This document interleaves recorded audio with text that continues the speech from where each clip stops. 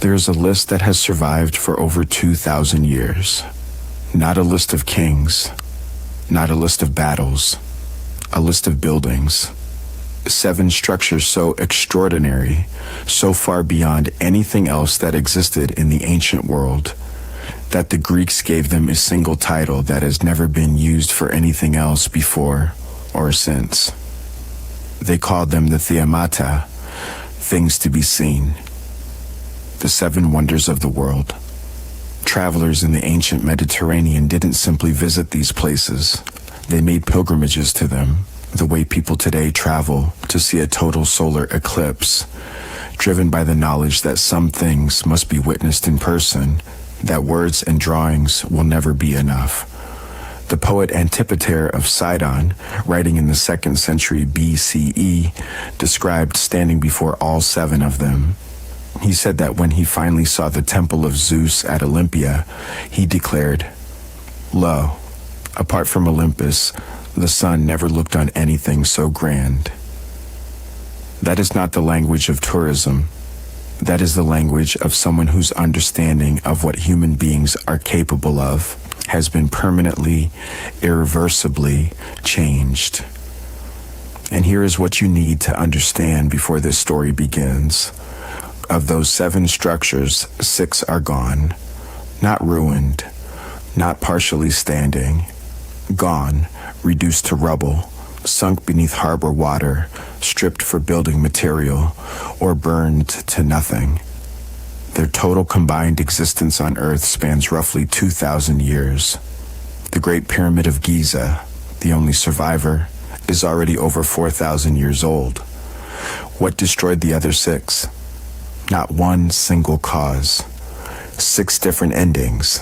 6 different answers to the same question that every civilization eventually faces. How do you protect what you've built from the weight of everything that comes after you? This is that story. We begin in the harbor of the island of Rhodes, in the year 305 BCE, with a siege that failed, and the extraordinary thing that failure made possible. The warlord Demetrius Poliorcetes, his name literally means Demetrius the Besieger, had spent a year trying to conquer Rhodes with the most terrifying siege equipment of the ancient world. His prize weapon was a machine called the Helepolis, a 9-story ironclad siege tower on wheels, bristling with catapults and battering rams. It was essentially a warship built for land, designed to roll up to city walls and crush them. For an entire year, it didn't work. The people of Rhodes held out. When Demetrius finally abandoned his campaign and sailed away, he left his machines behind, including the Helepolis, as part of the peace terms. The Rhodians found themselves in possession of the most expensive collection of scrap metal in the ancient world. They could have melted it down for weapons. They could have sold it. Instead, they did something that tells you exactly what kind of people they were. They commissioned a monument.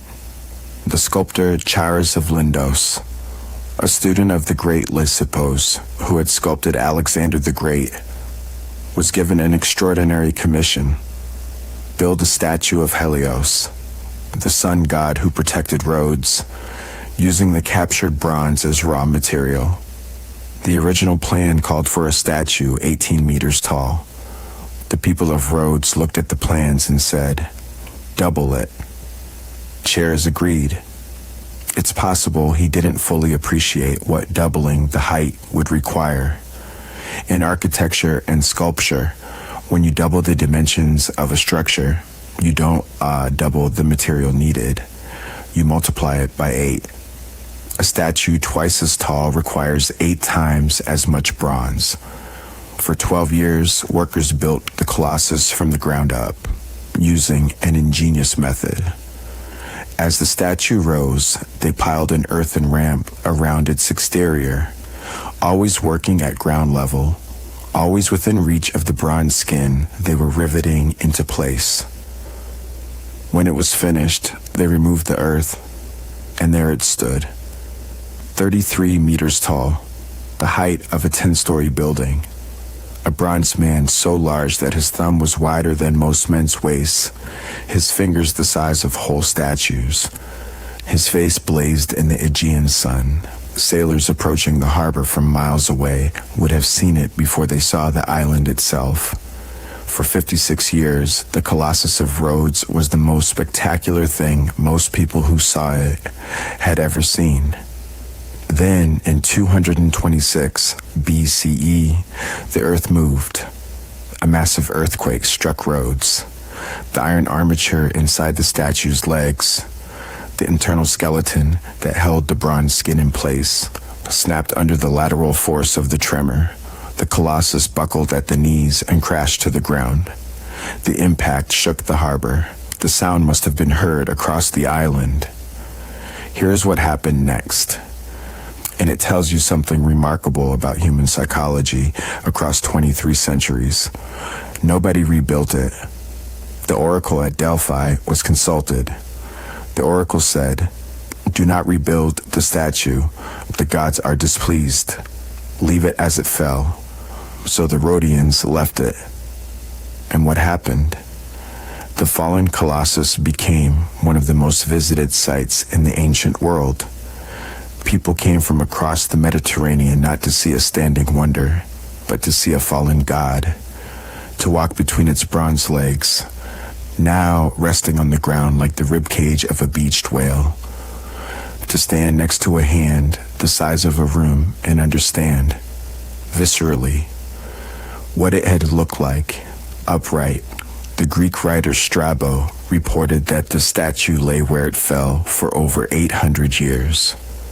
800 years, lying in the harbor of Rhodes, slowly corroding, slowly becoming part of the landscape, but still drawing visitors, still evoking awe, still more impressive horizontal than most statues were vertical. The final end came in 654 CE, when Arab forces under Muawiyah I conquered the island. They did not see a fallen wonder. They saw raw material. The bronze was cut apart, loaded onto 900 camels, and carried to a Syrian merchant. It was melted down, recast, and used. Used for what, exactly? Nobody recorded. A door hinge, perhaps. A cooking pot. A sword. The Colossus of Rhodes, all 33 meters of it, vanished into the material world, recycled out of wonder and into utility. Today, 2 small bronze deer statues stand on columns at the harbor entrance where it once stood. Nothing else remains. While the Colossus rose and fell on its island, something else was being built on the Egyptian coast that would outlast it by 1,000 years. Alexandria, founded by Alexander the Great in 331 BCE, was the most ambitious city of the ancient world. It had the greatest library ever assembled, hundreds of thousands of scrolls, containing virtually all recorded knowledge. It had the greatest museum. It had the greatest physicians, astronomers, and mathematicians of the age. And it had a problem. The harbor of Alexandria was treacherous. The Nile Delta coast was flat, featureless, and dangerous. Ships approaching at night had no landmark to guide them, no way to distinguish the harbor entrance from the open sea. Ships ran aground with regularity. Cargoes and people were lost. The solution was the lighthouse of Alexandria, commissioned by Ptolemy I and completed around 280 BCE on the small island of Pharos, just off the harbor entrance. Its architect was Sostratos of Cnidus, and the story of his ambition has come down to us across 23 centuries. Sostratos, the legend goes, wanted his name on the building. Not uncommon for an architect. The problem was that the lighthouse was dedicated to Ptolemy, and Ptolemy's name was supposed to go on it. So Sostratos carved his own name into the stone of the base, then covered it with plaster. On the plaster, he carved Ptolemy's dedication. He knew the plaster would eventually crumble. He knew the stone would last. He was right. Centuries later, the plaster fell away, and there was his name. But the building itself was his real monument. The Lighthouse of Alexandria stood at approximately 130 meters tall, roughly the height of a modern 40-story building. This made it, for centuries, one of the tallest structures on Earth.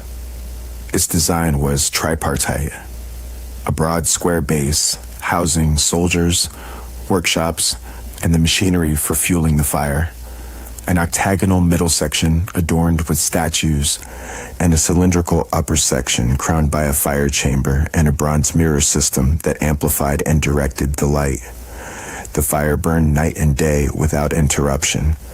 Donkeys hauled fuel up a wide interior spiral ramp, an ancient freight elevator in stone. The light was reportedly visible from 50 kilometers away. Ancient sources described the bronze mirror being adjustable, capable of focusing the reflected sun into a weapon that could set enemy ships on fire at sea. Whether that was true or legend is impossible to say now, but the fact that people believed it tells you something about the scale of the technology involved. For 1,500 years, 15 centuries, the Lighthouse of Alexandria burned. 1,500 years. Julius Caesar saw it when he arrived in Alexandria in 48 BCE. Cleopatra saw it. The Arab general Amr ibn al-As saw it when he conquered Egypt in 642 CE. For a millennium and a half, it was the most continuously useful building on Earth. Then the earthquakes came. In 796 CE, the first major quake damaged the upper section. The fire went out. Subsequent rulers repaired what they could. One added a mosque with a dome at the top, a strange crown on a wounded giant. But the lighthouse that emerged from those repairs was a ghost of what it had been. There is a story, possibly apocryphal, about its further decline. A Byzantine spy allegedly convinced a local caliph that Alexander the Great's lost treasure was buried beneath the lighthouse's foundations. The caliph, blinded by greed, ordered excavations. His workers dug through the base. When he realized there was no treasure, it was too late.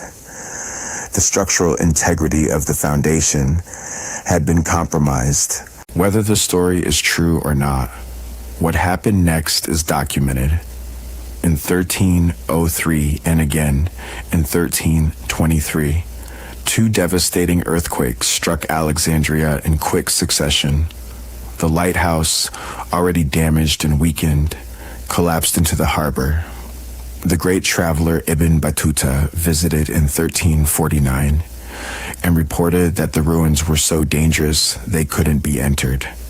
By 1480, the Mamluk Sultan Qaitbay had the remaining stones dragged from the harbor floor and used them to build a fortress on the same site, a fortress that still stands today. The Lighthouse of Alexandria is gone. But in 1994, marine archaeologists diving in the harbor made a discovery that stopped them cold. On the seafloor, scattered across a wide area, were massive granite blocks, carved column capitals, and enormous statues of Ptolemaic kings and queens, some of them over 4 meters tall, lying in the harbor mud where they had rested for 700 years. The Lighthouse of Alexandria is gone, but its rubble is still there, under 30 feet of dark Mediterranean water, waiting. The next wonder takes us to the city of Halicarnassus, on the coast of what is now Turkey, in the year 377 BCE. A king named Mausolus was dying. He knew it. And he spent the last years of his life obsessed with one question: how do you build a tomb so magnificent that it becomes an act of immortality? Mausolus was the ruler of Caria, a semi-independent kingdom under Persian dominion. He was, by all accounts, an exceptionally intelligent man, a politician who managed to expand his territory through diplomacy rather than conquest, who moved his capital to Halicarnassus and turned it into one of the most beautiful cities in the Greek world. He also happened to be married to his sister Artemisia, who by all accounts was his closest advisor, military commander, and the great love of his life. When Mausolus died in 353 BCE, Artemisia was devastated. The full weight of her grief poured itself into a single project. She would build her husband a tomb so extraordinary that his name would never be forgotten. The result was the mausoleum at Halicarnassus, and it was so spectacular that it didn't just become a wonder of the ancient world. It gave us a word. Every large, elaborate tomb built since is called a mausoleum. Mausolus has been dead for over 2,300 years. His name is still in every language on Earth.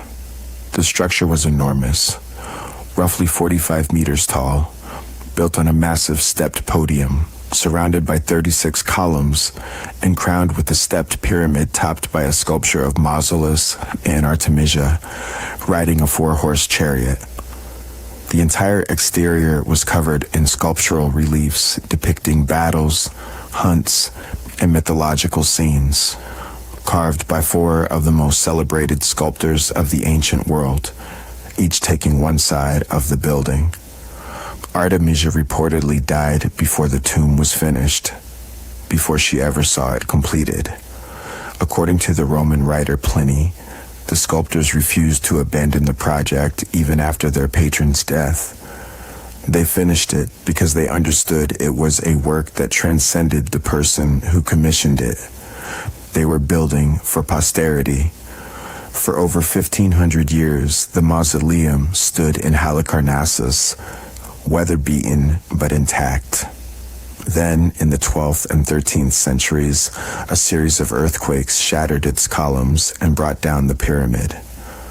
By the time the Knights of St. John, the crusading military order, arrived in Halicarnassus in 1402, the mausoleum was already a ruin. The knights were building a castle, and they needed stone. Over the following decades, they systematically demolished what remained. Green stone from the mausoleum can still be found in the walls of Badrum Castle, which stands on the same harbor today. In 1522, preparing for a possible Ottoman attack, the knights stripped the remaining structure down to its foundations. Before doing so, they opened the tomb chamber. Inside, they found 2 sarcophagi, still intact after 1,800 years. Gold cloth, fragments of arms and armor, the remains of what might have been Mausolus and Artemisia themselves. The knights left the tomb. They came back the next morning to catalog everything properly. By morning, the sarcophagi had been broken open, the gold had been stripped away. What had survived 18 centuries of earthquakes was looted overnight. Nothing identifiable remains of Mausolus. Not a bone, not a fragment of his coffin, not a scrap of the gold cloth he was buried in. Only the scattered foundation stones in the ground, and the word that carries his name in every language on earth. 200 kilometers up the same Turkish coast, in the city of Ephesus, stood a temple that made even the mausoleum look modest. The Temple of Artemis at Ephesus was not a single building. It was a building built on top of a building, built on top of a building. Each version more ambitious than the last. Each one destroyed and rebuilt on the same sacred site. The version that earned its place among the 7 wonders was the third temple, begun around 550 BCE and funded in part by Croesus, the legendarily wealthy king of Lydia. It was enormous. 115 meters long, 55 meters wide, roughly twice the size of the Parthenon in Athens. 127 marble columns, 18 meters tall, their bases carved with sculpted relief panels. At the center, the great cult statue of Artemis herself, draped in gold and precious stones, surrounded by paintings and sculptures by the most celebrated artists of the age. Greek visitors described it simply as the most beautiful building they had ever seen. The Roman writer Pliny, who compiled descriptions of all 7 wonders in the 1st century CE, wrote that the Temple of Artemis made all other wonders seem ordinary by comparison, and yet it was destroyed 3 times. Not once, not twice, 3 times. The first destruction was the most infamous. On the night of July 21st, 356 BCE, the same night, legend says that Alexander the Great was born. A man named Herostratus set the temple on fire. He was not a soldier or a conqueror. He was a nobody. He burned the greatest temple in the world for one reason. He wanted to be famous. He succeeded. His name is still known 2,400 years later. The authorities of Ephesus made it a capital crime to speak his name. An ancient attempt at damnatio memoriae, the erasure of memory. It didn't work. The historian Theopompus wrote it down anyway, and from his pages it passed into the permanent record of human infamy. The temple was rebuilt, larger and more magnificent than before. It stood for another 600 years. Through the conquests of Alexander, through the rise and fall of the Roman Republic, through the first centuries of the Roman Empire, its final destruction came in 401 CE, when a Christian mob led by St. John Chrysostom tore it down. The marble was taken to build churches. The great statue of Artemis was destroyed. The foundation was stripped. A single column, reconstructed from scattered fragments, stands on the site today. 1 column out of 127. And in the marshy ground around it, archaeologists have found fragments of the relief carvings that once adorned the bases. Now in the British Museum, now in Vienna, now in Istanbul, scattered across the world like the pieces of something broken that no one bothered to put back together. Of all the 7 wonders, the Hanging Gardens of Babylon is the only one whose existence is genuinely disputed. Not disputed in the sense that people argue about its date or architect. Disputed in the sense that some historians believe the Hanging Gardens never existed at all. That they were a poetic invention. A myth that found its way onto the list by sheer force of imagination. This is the only wonder not mentioned by any Babylonian source. It does not appear in any administrative tablet, any royal inscription, any inventory of the city of Babylon that archaeologists have found. And they have found a great many. The great city of Babylon has been extensively excavated. No structure has been identified as the Hanging Gardens. The ancient writers who describe them, Strabo, Diodorus Siculus, Quintus Curtius, were all writing centuries after the gardens were supposed to have existed, and none of them claimed to have seen them personally. They were describing something that was already history when they wrote about it. So, what were the Hanging Gardens? The classical description is consistent enough to reconstruct. They were not, technically, hanging. The name comes from the Greek kremastoi, meaning overhanging, referring to terraces that projected outward from a central structure like a series of stepped balconies. Each terrace was planted with trees, flowers, and cascading vines, creating the appearance of a forested mountain rising from the flat Mesopotamian plain. The engineering required was extraordinary. The terraces had to support the weight of soil deep enough to sustain large trees. The root systems of those trees had to be contained without damaging the structure below. Most ambitiously, the entire thing had to be irrigated continuously in one of the driest climates on Earth. A system of screws, pumps, or chains bringing water up from the Euphrates River to the highest terraces, from which it would cascade downward through the planting beds.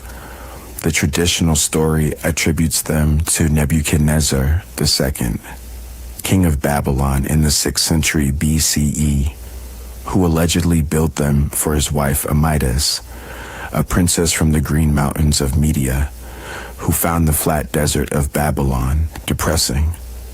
A king building a mountain for his homesick wife. It is, if true, one of the great love stories of the ancient world. But there is another theory, advanced by Oxford historian Stephanie Daly, that the Hanging Gardens were not in Babylon at all.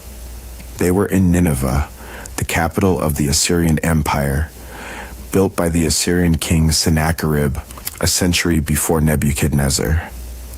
Daly argues that Nineveh was sometimes called the New Babylon in ancient sources, and that the gardens described so vividly by Greek writers were in Nineveh, a city that was completely destroyed in 612 BCE and whose ruins lay undiscovered until the 19th century.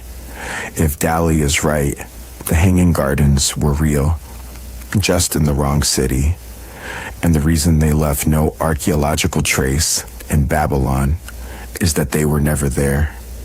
The truth is, we don't know.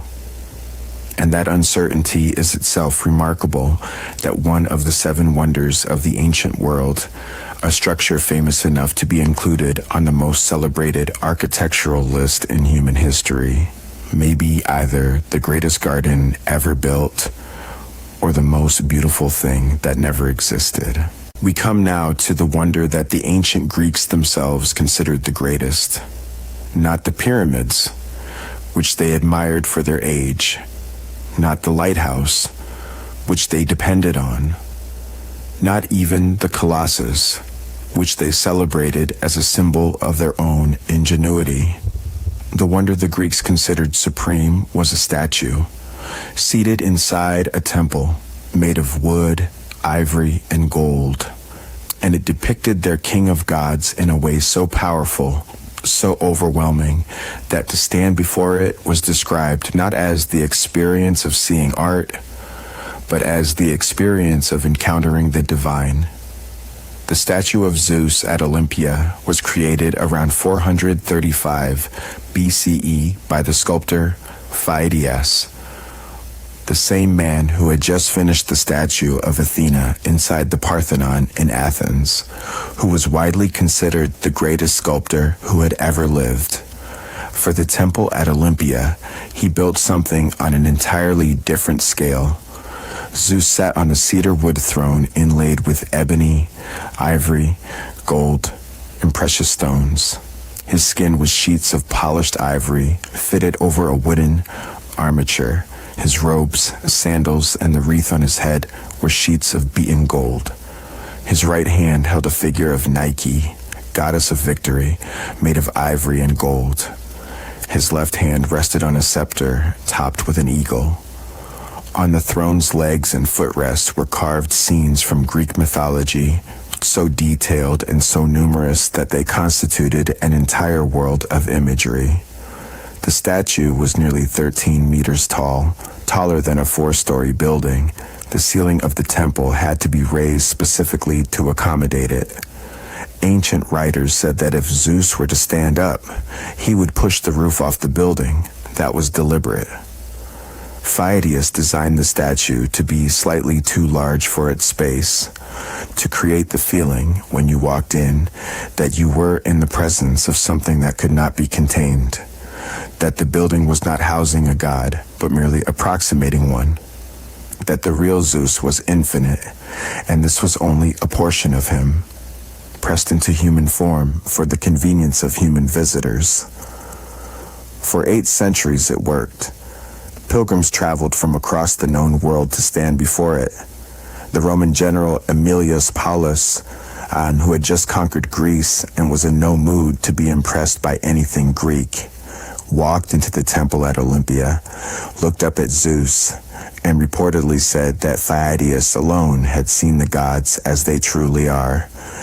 In 391 CE, the Emperor Theodosius I outlawed pagan worship throughout the Roman Empire. The temple was closed. The Olympic Games, held in Zeus's honor for over 1,000 years, were abolished.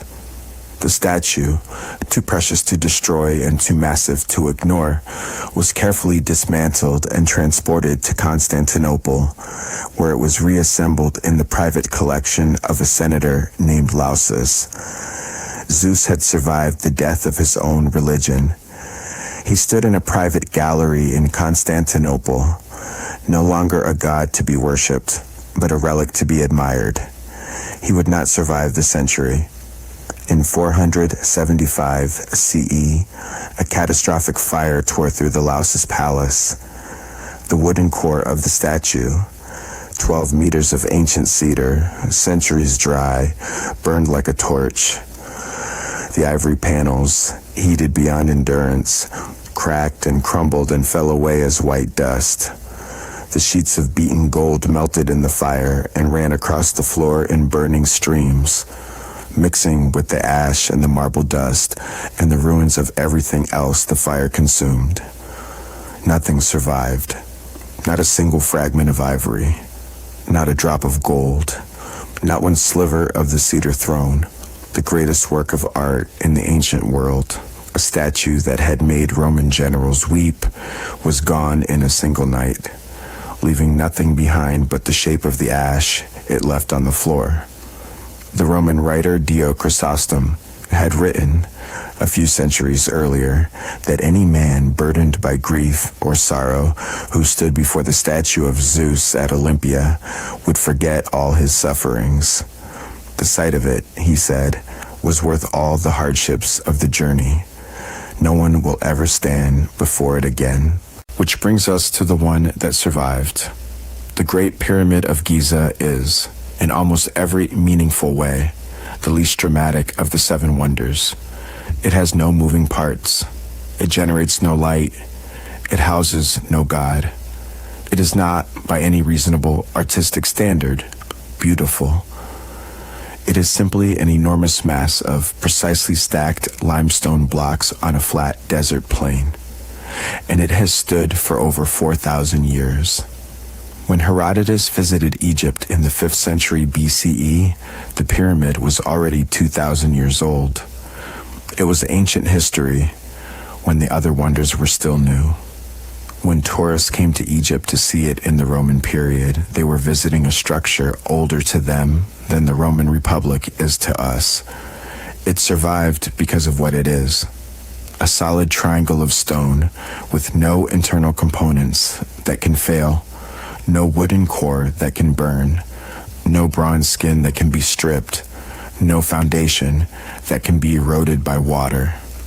There is essentially nothing about a pyramid that time can destroy. Only the pointed capstone, which was lost sometime in antiquity, and the outer casing of polished white limestone, most of which was stripped in the Middle Ages to build Cairo.